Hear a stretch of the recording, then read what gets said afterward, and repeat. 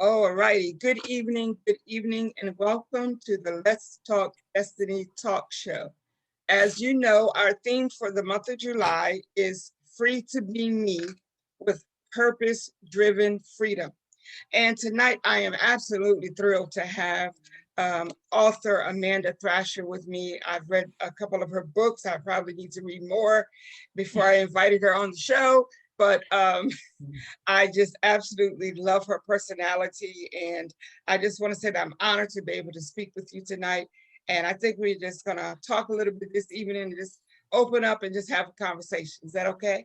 That sounds wonderful. Thank you for having me. Awesome, awesome. So, Miss Amanda, tell us a little bit about yourself as the mother, the wife, the author, publisher. Just tell us a little bit about you. Well, I was actually born in England and moved to the States when I was 14. So I went to American high school, which was really kind of a culture shock. But I've been here a long time, obviously, because now I'm in my 50s. So that's a long time. But I've always loved writing. Writing was something I took a lot of comfort in. So that's obviously when my writing journey started. I have three children. One's in their 30s. I have a 19-year-old and a 21-year-old, and three grandchildren. I live in Texas. I have 7 pieces that I've personally written. And when I was with another publishing company, I started with another publishing company. They had 3 of my titles, and I was with them for a while. And it's not that they treated me poorly at all. They treated me very, very well, and I did well with them. But I thought that I could make a difference for authors if I started a company that was driven to provide services for authors and higher royalties and things that authors would benefit from, Yes. instead of just the publisher, Right, being right. an author myself. And so at probably about 3 years in, I decided to pull my work from that publisher and start a publishing company. And that started not only my writing venture, but my publishing venture. So I'm always obviously mom first, mom, wife, then writer, then publisher. But now lately it's publisher, then writer. The writing, as much as Yeah. I love the writing, and I do absolutely adore and love the writing, it's definitely my passion. I'm kind of babysitting my company. I love my company. I love what we do. And so that has taken a great, big, huge role in my life right now, and which is great because we love what we're Yes. doing. And then I kind of work my writing in as well. So it's not that I'm not writing, it's just we're doing Yes. so much right now with the publishing. Yeah. So the writing it's still there, but we're kind of moving forward and revamping after all the COVID mess and being on Yes. kind of, yeah, on hold. We were on hold for so Exactly. long The and whole not life is on knowing, hold. yeah, not knowing what we were going to do. It kind of put everything at a standstill, across the board on multiple industry. Yes. But we survived and pulled through, and we went through lots of changes, and now we're Yeah. revamping and getting going again. And so I'm enjoying that. Yes. Yes. It's fun. That's awesome, and it plays right into our theme for this month, as I spoke to you about the purpose-driven freedom. And a lot of times, in the month of July, in particular, when you speak about freedom, people automatically think about the country, or we think about groups of people that were set free, or so on. But I wanted to stress this month how important it is for each of us to understand our own purpose-driven freedom, because when you understand your purpose and clearly your passion comes through as you speak, and you've recognized and understood what your purpose is, and then you experience a sense of peace and happiness, that no matter what's going on around you, no matter what other people are saying or doing, you can still be at peace because you're free to be who you are, and you're free to do what makes you happy. So let me ask you this question. Um, how important on your journey, I listened to you talk about your family, how important has your family support been in you reaching your purpose and fulfilling your purpose? It's phenomenal. It's been incredibly important. I could not honestly have done it without them. First and foremost, obviously my husband's support has been outstanding, because there have been, when we started, obviously the company part of what we do, as a startup 10, 11 years ago, I was putting in 12, 13, 14 hours a day, 7 days a week. Because when you have a startup, you're obviously working harder. I know people think when you own your own business, you can do what you want, and that's just not the case. Right. When you're creating a startup, you tend to work hard, and you love what you're doing, and that's great. So you believe in it, but you work harder because you're never still. You're always thinking, what needs to be done? How can I do it better? How do I move this company forward? What do we need to do next? I mean, it's just you're continually thinking, what do we have to do and who needs to do what? And you're always moving. And so that took time away from him, first and foremost. And then because of that, he would often step in and go to the soccer practices, go to the soccer tournaments. And I will say I didn't miss soccer tournaments, but there were soccer games that I missed. And when I was at soccer tournaments, I mean, there were numerous times I was on the phone or, working my emails. And my kids would say, oh, well, don't even worry with mom. I mean, she's not listening anyway, or she's on the phone, or she has no idea what we're talking about.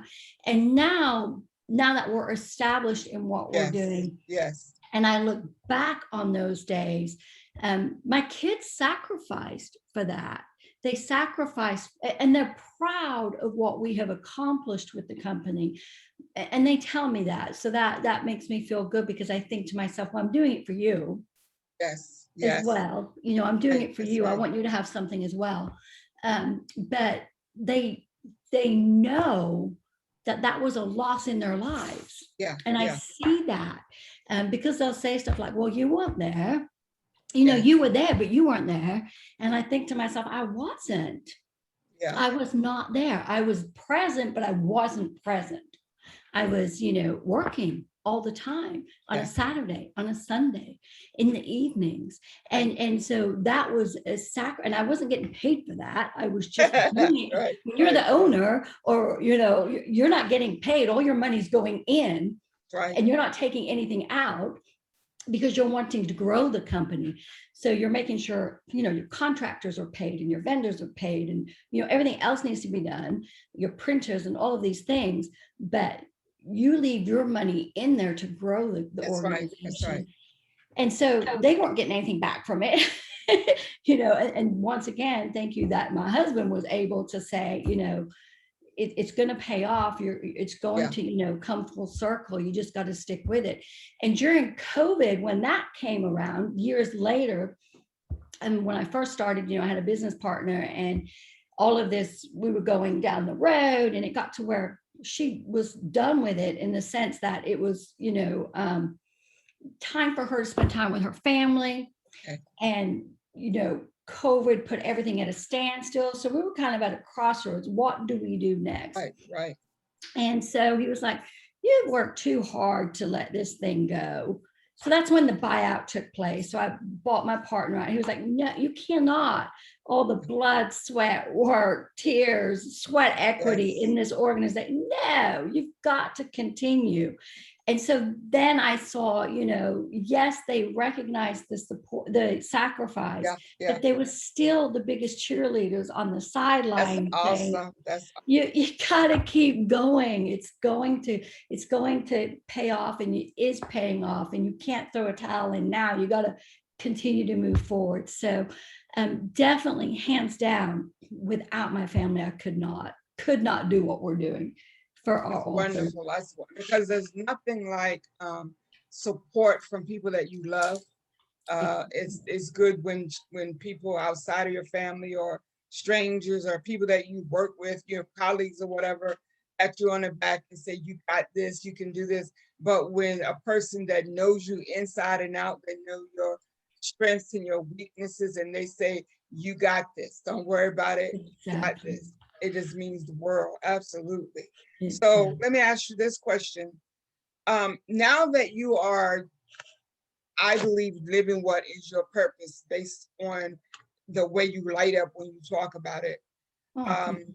was there ever a time when you felt stuck, like you knew there was something more that life had for you, there was something greater, but you couldn't figure out how to make it happen? That's a great question. I think there were times where I felt like, were we doing it right? I mean, there were times where a lot of the things that we figured out because we did it wrong first. Okay, that makes sense. Right. And so, but the beauty of what we were doing and what we have always done, and I think every one of our authors will vouch for this, we would say, we don't know if we're doing this right now, but we're going to figure it out. And if we did it wrong, we would tell them. Yeah, yeah. That didn't work. We're going back to the drawing board. Yeah, And yeah. here's how we're doing it this time. But every time that happened, not only did we obviously learn and grow, but when we went back to the drawing board, we did it better. We did it better, and we made greater strides in the right direction. And so those were invaluable lessons to us. But there were times when you're going over those different, steps that didn't work, or you'd put all your heart and soul into it and you'd work so hard, and then you'd look at the numbers and go, what? Yeah, what the heck? It was like, what are we doing? Did we do the right thing? We were making really nice money with our other publisher. We were getting our royalties and everything was great. Why did we do this? And then you sit back and you go, well, here's why we did it. We know why we did this, and we did it for all the right reasons. And then you kind of just do a reset Yeah, yeah. and refocus and tell yourself, okay, you know why you did this. Right. And you just kind of take a deep breath and just start over. Yes, There's getting up every day and starting over. There's nothing wrong with that. You just pick yourself up and start over. It's when you don't start over, I think you run into an issue. Absolutely. And I was going to ask you, for those who will be listening later on to this tape, what is one piece of advice that you would give someone who feels uncertain about their purpose? Like, what would you recommend or suggest that they do when they're in that place? I would say, well, obviously pray about it. Don't rush into it. Yes. Time is always on your side. If you take your time and don't rush, take your time, pray about it or meditate, whatever it is that you do, and evaluate what it is that you really want. What is it you're trying to achieve? Instead of just, everybody wants instant gratification. Life doesn't work like that. That's right. So understand that whatever it is you're trying to achieve, there's going to be hard work involved. Yeah. And so are you willing to do the hard work? So first of all, define what it is that you're actually trying to achieve. Well, first of all, what do you want? What is it going to take to achieve that? And are you willing to do the hard work to get there? And if the answer is no, I'm not really willing to do that, then that's not really your purpose. You're not wanting to really get there. So scratch that. That just seemed like a really nice dream, but I'm really not willing to do that. That's right. So maybe I really don't want to do that. So what is it I'm really willing to do to change my life or to get to where I want to go? And so when you come up with a realistic goal of what you want to do, then you're closer to getting to what you want to achieve with peace and happiness and joy. And you have to be able to do it with a glad heart. Otherwise, it's not going to work. If you can't do it with that peace that you were talking about, it will not work. You'll get up and you'll hate it every day. If you get up and you hate it every day, you will go to bed with such a bitter taste in your mouth. It will not work. And that's when I say throw in the towel. And I tell my writers that all the time. If you are doing this and you hate it, don't do it. That's right. It's not worth it. It's not worth you. It's not worth the burden financially. It's not worth your peace of mind. It's not worth the stress on your family. It's not worth it. Right. I totally agree. So, because if you're not passionate about it and you're not willing, like you said, to make sacrifices, then you need to let it go. Yeah. That's not your purpose. Yeah. Now, a lot of people talk about character traits and they talk about well, I know you can do this because you have this type personality. I can't do it because I don't have this type personality. What would you say are some of your character traits that keep you pushing toward purpose? I think I'm and very annoyingly focused. When I want something done, I don't let up until it's done, which is really annoying. Because it's not always the right way, but I'm willing to get there and figure out whether it was the right way. Yes, yes. And then if it wasn't the right way, then it failed. Then I focus on trying to get it fixed to make it the right way or figure out what the right way was. But if I have something in mind and okay, this I'm going to do this, then I figure out how to get there to get it done. Yes, yes. And if it didn't work, then I figure out why. Why didn't that work? What do we need to do to make that work? Not okay, that didn't work. It's like, why didn't it work? Right, right. How right. can we make it work? What do we do to make it work better? How do we get there? It's not like, oh, it didn't work, we gotta go do something else. Right, right. It's like, well, what do we need to do? Yeah. So I'm just like that way. Like a Which pit is, bull. Yeah. and then I purposely have around me people that are very logical and calm so that we balance each other out. Right. And that's very smart. That's very smart. Because So we everybody work can't really be well. freaking out at the same time. Oh yeah, if we had two people that were just like, we'd never Yeah. get anything done. So, but it's really good to be able to do that instead of, because if you were just two, well, that didn't work, what else do we do? Let's focus on something else. You would never get to those goals that sometimes do seem unachievable. Yeah.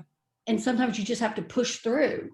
You Yeah. just have to push through and ask yourself, well, what do we need to do to make sure we can get it done? Okay, Right. There has to be a way to get there. We got to figure out that way. Absolutely. Instead of saying, well, that didn't work or we can't do it. Of course it can be done. Let's figure out how to do it, not why it couldn't be done. I love that. So, Now, let me ask you this question. A lot of people, and myself included, started writing when we were children for whatever reason, as a way of escape or just a way to express yourself when you couldn't really talk to people or what have you. Do you remember exactly how old you were when you started writing? I think my best recollection of really recording, and I'm looking around me because I to this day still have these types of things. Of course, I have 3 or 4 of them on my desk, 5, 6, 7, 8 on my desk. What am I talking about? Just to prove to you, which I don't, not trying to prove to you, but just to show you. No problem. I think I was 8 or 9, but it had to have been like 8 or 9. Yeah, 8 or 9, because that's the recollection where I remember specifically always carrying one around. But I have always carried one of these around. And it's not nice or neat. It's just very, and I always tell kids when I talk to them, it doesn't have to be organized. It doesn't have to be pretty. This is where you write down your poetry, your story ideas, your whatever it is. But the reason that I have always had one is because I couldn't focus when something was running through my head. Like, for example, if I had a story idea, or if I was concentrating on a poem, or if I was daydreaming, I could not listen to the teacher if that was running through my head, because I would get so distracted by it. And finally, one day, my mom was like, just write it down. If you write it down, it will still be there. And then you can listen to whatever your teacher is saying. And so I started writing that stuff down. And what we found out is, like, I was accumulating poems and short stories. And then as I got older, creative writing became like my favorite subject. And for no other reason than I just love to create a beautiful story. I'm not a brilliant writer. I just love beautiful stories. I just love to make people feel something. And so it just became something I thought was neat, just neat. So it's not that I'm just, just great at it. I just love it. I just thought it was neat. I just love it. And I was obsessed with, there's a million different things, but I'm obsessed with pencils. But I'm only obsessed with them while they're a certain length and have a perfect eraser on them. If they get too short, I just throw them away. It's just really weird. I've been that way my whole life. And so I have like, people have really fancy, and I have really fancy pens, beautiful pens and beautiful pen, actual mechanical pencils, but I'm Yeah. obsessed with like a real pencil. And I've been that way Right. my Right. whole life since I was a little girl. And once they got really weird, like down to here, I just throw them away. I had to have a really neat, sharp pencil Yeah. and these little books. And so it just is something that I've always had. And I think that's when I got really obsessed with these books and writing stuff down. And so I tell kids, it's not supposed to be neat. It's supposed That's to be right. just like, That's oh my right. gosh, this came to me in the middle of the night. And Right. because when you're writing, you're developing characters, and you are creating these novels and these stories. There are times you start to obsess about them because they get very entwined. When you're writing 100,000 words and these plots and these twists, and Yeah. they get very complicated. And then all of a sudden you wake up in the middle of the night and you go, she never would have said that. You start Right. to know Right. your characters really well.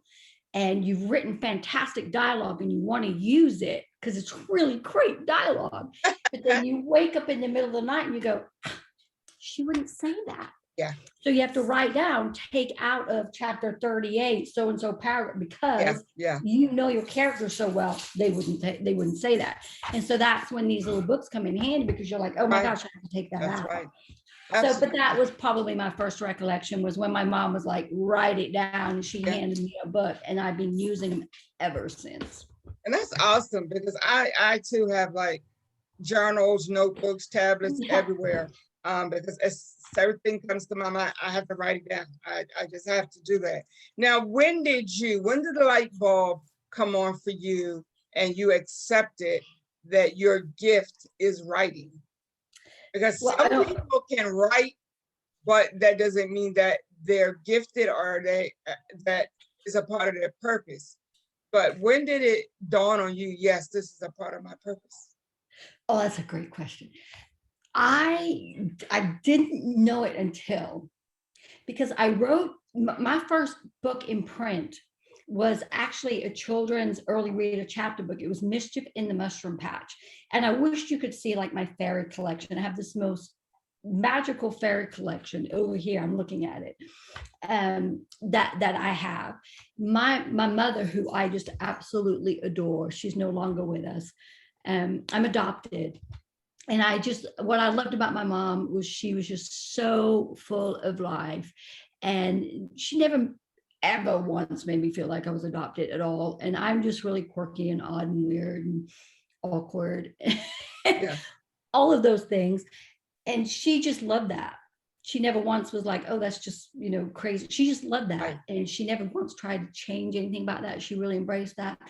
And she loved fairies. We grew up in England, and the fairy culture, that's just a really big thing for her. And so she loved fairies. And she got diagnosed with cancer, stage 4 cancer. And I mean, from the time she got diagnosed till the time that she was gone was within like 3 months. It was so fast. And so I started for her Mischief in the Mushroom Patch. And it was a fairy book because I knew she loved the fairies. Yes. And she never read it. She never saw it in print, but she read the first 7 chapters. And I told her the ending. And she made me promise to send that off and publish that book and keep writing, because she said, Amanda, you have a gift and your kids need to hear these stories, and you need to keep writing for your kids. Wow. And when she died, I finished that manuscript, and I put that manuscript up because I could not look at it, because I have never been so angry in my life as when my mother died. I was devastated. So I put that manuscript up. I couldn't look at it. I was sick. I was literally sick. I was the one that they were like, there's someone in this room that will not let this woman go. I'm like, it's me. Yeah. I'm not letting her go. Exactly. So, been there. Yeah, it's horrible. So anyway, it was literally, and I am not kidding you, it was literally a year to the anniversary of her death. I swear to God I woke up. I literally sat up in the middle of the night because I heard her voice, and it said, Amanda, clear as a bell, it's time. Wow. And what popped in my head, and this is a year later, was that manuscript. Wow. That just like came in my head. And I was like, oh my God. And I woke my husband up and I said, did you hear that? And he was like, what? I said, did you? I said, I swear to God, I swear I heard my mom's voice. I swear I did. She called my name. And I knew immediately I had to finish that manuscript. I pulled that manuscript out. I reworked it and I sent it off. And needless to say, it got picked up. Well, when we launched that book, we launched it at Barnes and Noble. And we did a signing, and I signed all these books and all these books and all these books. And here's when I knew this was my path. One lady, I mean, I got emails and all this stuff, but this one particular lady, she wrote me an email and she said, dear Ms. Thrasher, I read your book. I loved your book. She said, my daughter would have loved this book. And she said, I have a request for you, if you would mind. She said, because you write so beautifully. And my daughter always asked me, where are the books for me? And I think you could create a story that could include a book that would have a character that my daughter would love. And this is based off my mischief book that I wrote for my mom. So she said, I was wondering if you could create a character that has a disability, because my daughter would have loved this Mischief in the Mushroom Patch book. Wow. When I got that email, I was so stunned. So I wrote this lady back and I said, you know, her name is Beverly. I said, dear Beverly, thank you for your email. I'm going to have to think about that because this is my mother's book. But I will definitely take this into consideration. And I want to thank you for purchasing my book. And I want to thank you for writing to me.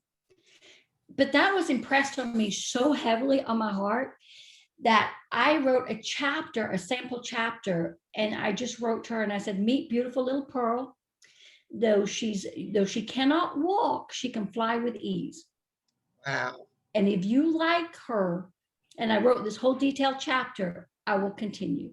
And she wrote me back and she loved it. So I wrote the second book, which was a fairy match in a mushroom patch.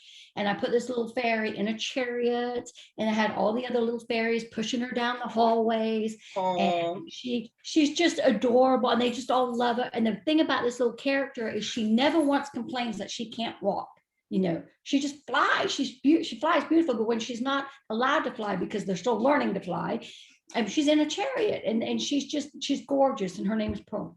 Well, when we launched that book, we launched it at Barnes and Noble, and then here came that lady. And I knew her this time because she came in crying, lovely tears, and she brought photographs of her daughter, and she bought tons of these books. I mean, tons. And I was with my other publisher at the time, so these books were incredibly expensive, and because they were hard copies.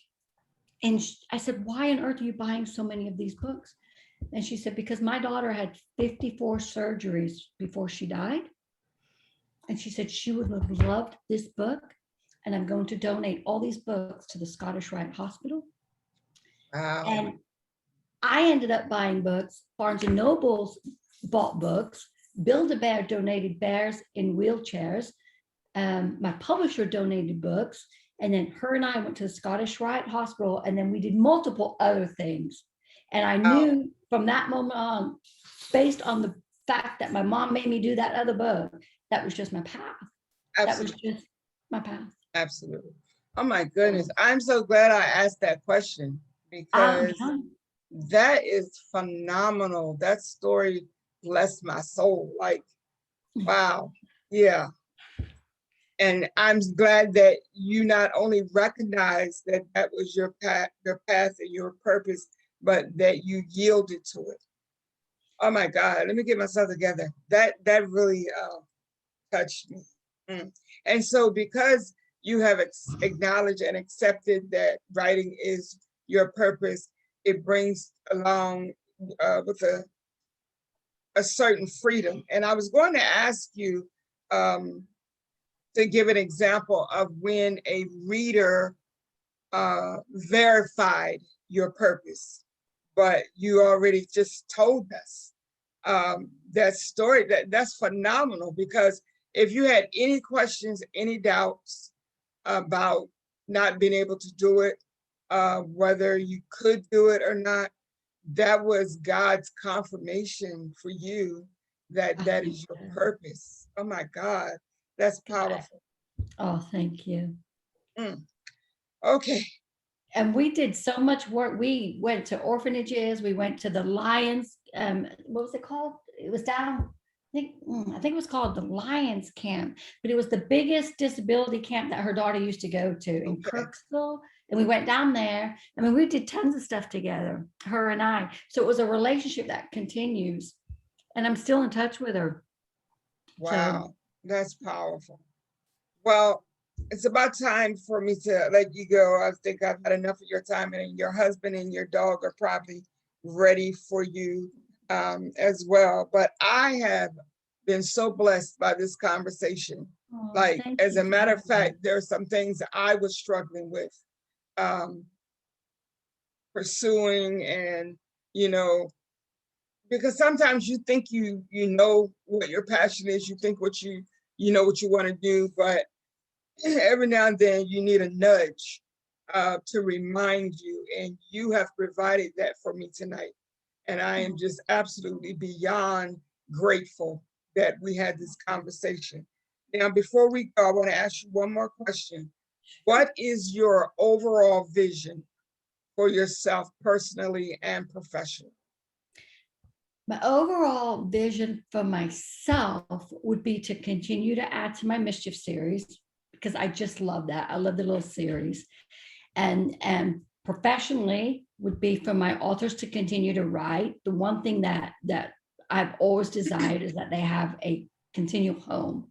And that's part of our publishing company. That's one of the objectives, is that writers write, the true writers write. A lot of, famous people, they write a book and that's it, they're done. Or they have one-hit wonders and they're done. But the writers that are born to write, they're going to write no matter what. They're going to write those stories whether people buy them or don't buy them.